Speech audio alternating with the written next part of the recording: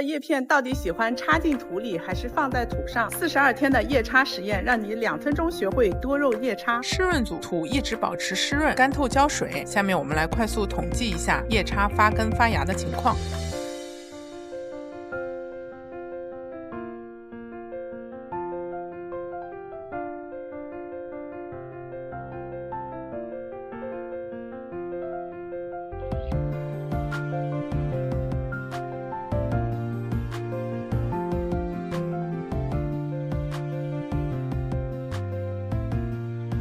干燥组浇水间隔7天以上。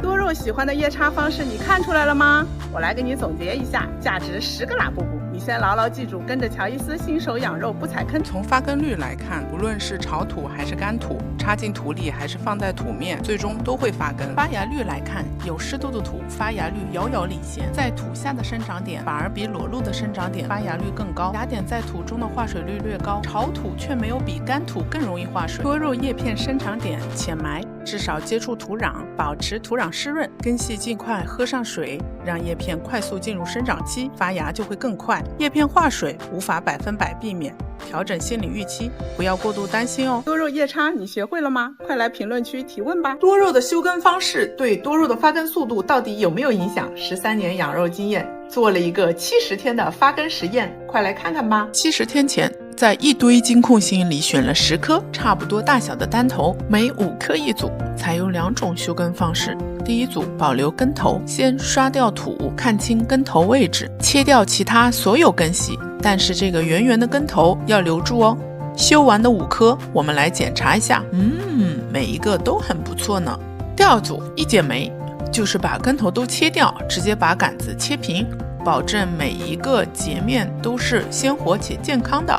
接下来就是空气发根70天了，发根的结果如何？跟着乔伊斯新手养肉不踩坑，简简单单养多肉。第一组保留根头组，第1颗发根了，虽然根系不多，但是能看到根头上是有根系发出的。第2颗根系相对比较粗壮，第3颗也发根了，第4颗发的根很少，第5颗没有根系。第2组一剪梅组，第1颗发了少量的根，似乎还在枯萎，第2颗没发根，第3颗也没发根，第4颗少量根系，第5颗根系也不算多，而且在空气中开始枯萎了。从目前的结果来看，保留根头组发根了4颗，一剪梅组发根了3颗。由于休根是11月底到现在2月初，正是最冷的这2个月，发根的速度也确实太慢了。关于冬季快速发根，一起来看看这篇。接下来我们把10根都上盆，接触到土壤以后，再来看看发根浮盆的情况吧。你看好哪一组？快来说说看。肉放在阳台，天天曝晒也还是土长，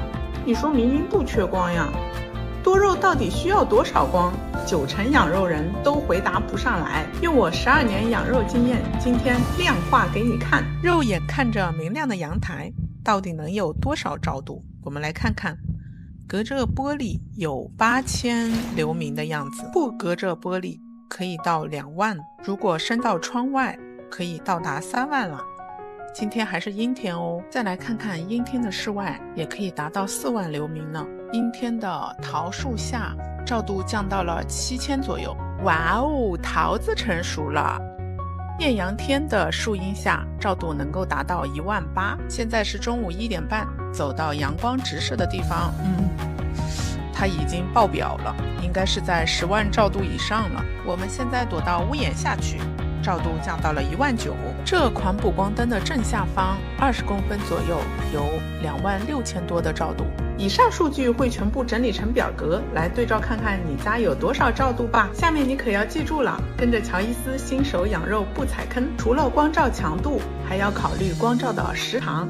阴天户外全路养，它的光照强度达到2万的同时，光照时长能达到1天8个小时，夏季可能会更长。这样的日照强度和时长是多肉好看的必备条件。阳台党你的光照强度和时长都会差点意思。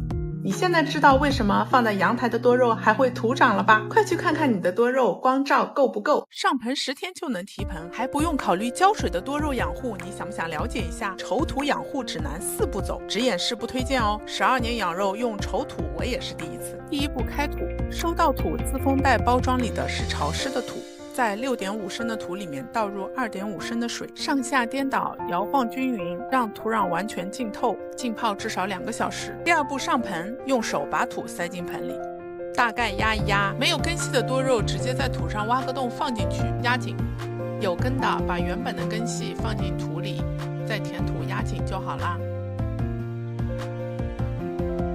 第3步浇水，养菌呢需要保持土壤湿润，不能让土干燥。直接喷水，或者在托盘里倒入水，让多肉吸收，多余的水记得倒掉哦。第4步补菌，为了维持菌群环境，需要定期补充叶门菌。先培养原叶，尖叫的瓶子倒出里面的饮料，倒入200毫升左右矿泉水，凉白开或者纯净水，加入45克红糖，1/6克勺的叶门菌。摇匀，使它产生大量气泡，避光保存，记得隔3差5给它放气。大约7天之后，原叶就已经发酵完成了。轻轻摇晃就会产生大量的气泡，这看起来明明就是格瓦斯嘛，闻起来也有一股啤酒香。7到10天一次，用原叶1:300，兑水稀释浇水就可以了。做好的原叶保质期大概1个月，1个月后，就倒到下水道里去清理异味吧。跟着乔伊斯新手养肉不踩坑，还有什么问题快来提问吧。万年单身汉的单头多肉砍头挖心真的能变群生吗？12年养肉老司机实测了6颗单头冰玉，历时79天，一起来看实验结果吧。79天前，我残忍地给3颗单头冰玉砍头，给另外3颗挖心，手法极其的不成熟。结果呢？点击左下角抖音精选内容，去抖音精选 App 听我的视频和 AI 互动，了解更多多肉养护知识点。79天后，砍头组的3颗，第一颗除了中间的一个大头，下面似乎有1到2个小芽，也可能不是，其他就没有了。第二颗除了主头，有且只有1个侧芽。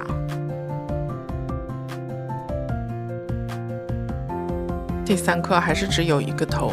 再来看挖心组的3颗，第一颗看起来非常混乱，感觉叶片是受伤了，并没有看到小崽。第二颗是挖心操作的最好的一颗，也没有看到爆崽，只有奇怪形状的叶片。第3颗下面好像爆了1个崽，其他也没有了。总结一下，失败了。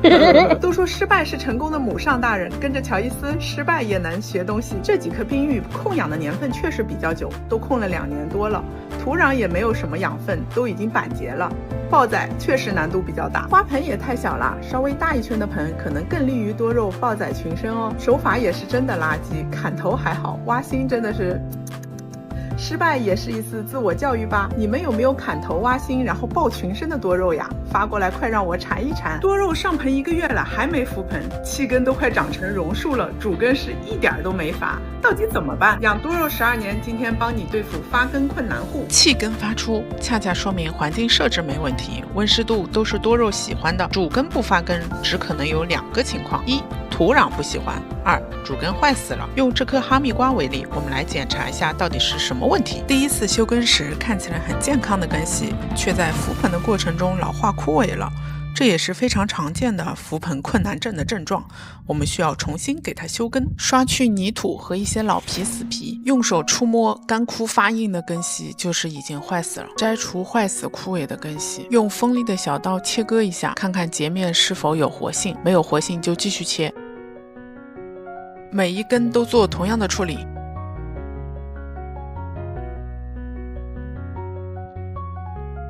缝隙中的毛细根也可以简单清理一下，放在通风散光处，等到伤口愈合，我们再来观察一下。伤口完全晾干后，我们弄一盆纯泥炭土，如果你愿意加一点蛭石也没有问题。将根部完全没在泥炭土中间，在覆盆之前，我们可以采用盆底蘸水法，将盆的1/2没入水中，立刻拿出来。盆的下半部分充满了水，而上半部分和根系接触的地方是干燥的，既保证了土壤里的湿度足够，又保证了根系不容易发霉，更不容易黑腐化水。放到通风明亮的地方去，观察它是否能发出新根。还有什么发根困难户？快发来看看吧！你的多肉明明在南阳台窗户边，怎么还是长脖子、绿油油、摊大饼？12年养肉老司机今天一个视频告诉你，多肉阳台党如何最大限度的防土长。多肉在户外，从早上的第一缕阳光到傍晚的最后一丝晚霞，可以360度无死角全日照，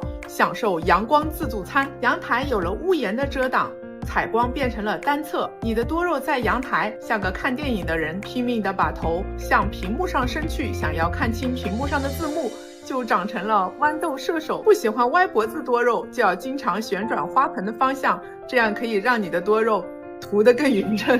窗边这暖洋洋的日光怎么还是会土长呢？跟着乔伊斯新手养肉不踩坑，隔着窗玻璃，光照强度就被过滤掉了不少，尤其是紫外线。以我办公室为例，隔着窗户的照度是8000左右，不隔着窗户在室内的照度是19000，窗户外的照度就可以达到3万多咯。这还是阴天呢。这是一块非常透亮的玻璃，看紫外线卡也能明显的分层。若是双层或者多层玻璃，那过滤的光照就更多了呀。解决方案就是经常打开窗户，让多肉接受阳光的直射光，或者是把多肉养在窗台外面，这样光照也是杠杠的呀。如果你的光照已经拉到了极限，你的多肉还是会土长，那你要么接受土长的长颈鹿，要么试试专业的多肉补光灯吧。稳定的光照才能养出美丽的多肉呀。让我看看你们还在土长的多肉吧。你的多肉叶片是不是冒出了许多小黑点？像这样、这样，还有这样。别怕，用我12年养肉经验，2分钟告诉你如何拯救小黑点的多肉。多肉上的小黑点，你可千万别小看，要是处理得不好，你的多肉可是要团灭的。这样的小黑点通常都被当作晒伤或者烟霉。在夏季高温高湿的环境中，突然出现的小黑点，其实真正的原因是叶片本身湿度大，蒸腾或者呼吸产生水汽，遇到了强光或者高温闷蒸，就烫出了小雀斑。多肉的小黑点已经出现了，到底该怎么办呢？你记住下面的这5招，跟着乔伊斯新手养肉不踩坑。1. 减少光照，赶紧拉上遮阳网或者把多肉挪到散光的地方去。2. 降低温度，能开空调那是最好啦，如果实在不行就开个风扇吧。3. 控制湿度，先断水几天，风扇吹起来，降低环境的湿度。4. 摘除病叶，黑点太多的叶片果断要摘掉，如果叶片层数实在太少，可以酌情的留下一点，别都摘秃了呀。5. 打药，小黑点本身不是病，但是已经出现小黑点的多肉，预示着这个环境特别适合真菌繁殖，并且已经受伤的叶片很容易被真菌突破的。为了降低真菌感染扩散的概率，推荐你们先戴上手套，然后用鲜趴小粉盖或者是甲基硫菌灵按比例兑水之后喷洒在多肉的叶片上，记得把周围的邻居多肉顺手也一起喷了。每1到2周一次，连续3到4次，基本上预防工作就完成了。讨厌的多肉雀斑防治大法你学会了吗？还有什么奇怪的小黑点，快发来给我看看。你的多肉都快涂成长颈鹿了，快别说养活就好，你和精致美丽的多肉就差一个专业的多肉补光灯。12年养肉老司机今天来测评这款能浇水、能遥控、还能定时的多肉补光灯。外包装非常简约，但是整体很牢固。多瞳多肉补光灯，整个背面的金属是纯黑色的，质感非常好，正面全是大透镜和有机硅，这可是防尘防水的关键呀。变压器在插头上，插起来就有点碍事。遥控器不弯腰可以开关自如，并且可以设置多灯一键控制，还可以设置4种不同的光谱。育苗光谱适合小苗生长，生长光谱成熟光谱也不知道有什么区别。云南光谱应该是最适合景天的。遥控器还自带了倒计时自动关闭功能。这款灯最棒的就是 IP67 的防尘防水，不管是南方湿哒哒回南天，还是北方冬天用上加湿器，哪怕你直接浇水也完全没有问题。但是不适合长期淋雨哦。多肉补光灯到底好不好用，下面才是重头戏，跟着乔伊斯新手养肉不踩坑。我们先用照度仪来测一下距离灯20公分左右的光照强度，读出的数据大概是23000左右，绝大多数景天植物都够用了。像两边偏移的话，单侧偏移10公分，这一侧的照度只达6000多，另外一边的照度呢还有16000，整体的有效光照范围应该在10到15公分左右。最重要的还是多肉状态，准备了3组多肉，一组给魔法棒，一组给多瞳，还有一组给神秘灯。多肉上色需要光照、温差、养好根和足够时间的控养。记得回来看结果，说说你看好哪一款灯。多肉叶插土是干打还是湿打？叶片该放在土上还是插进土里呢？12天前我做了一个小实验，我们一起来看看效果吧。第一盆是干了就喷水，插入土里的12颗，看看发根发芽率如何。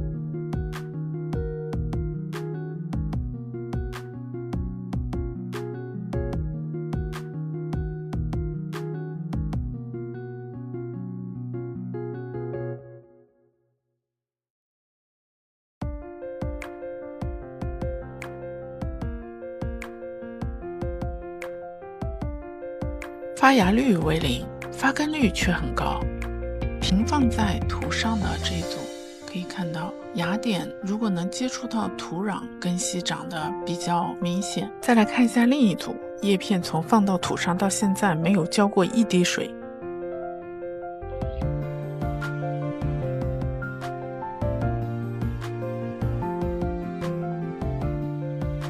这么看来，干土也不发芽，发根率也不低呢。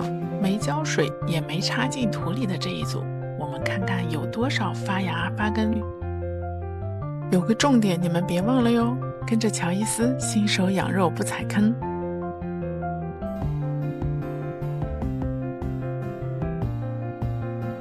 总体上来看，插入土里的发根率更高，陶土的发根率居然还没有干土高，这一点你也没想到吧？由于目前几乎没有发芽的，记得半个月后我们再来看看发芽率吧。多肉黑腐化水不紧凑不上色，你有没有想过是花盆没选对？用我12年养肉经验，今天2分钟教会你选择合适的多肉花盆。买多肉花盆千万别只看造型和颜色，花盆直接影响土壤环境。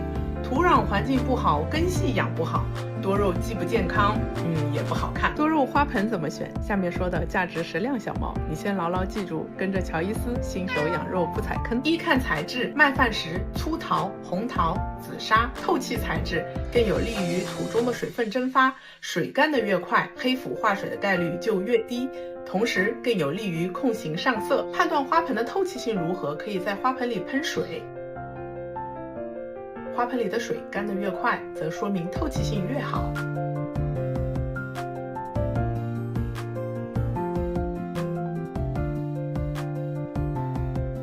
2看釉质，没有釉的比有釉的干得快，单面釉的比双面釉的干得快。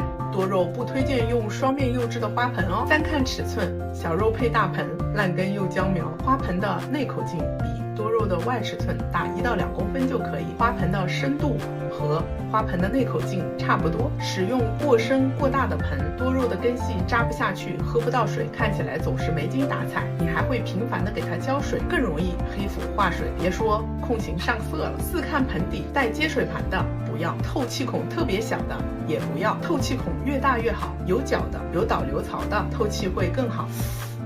塑料盆它也不吸水呀，为什么塑料盆养多肉它就很好养呢？你能告诉我这是为什么吗？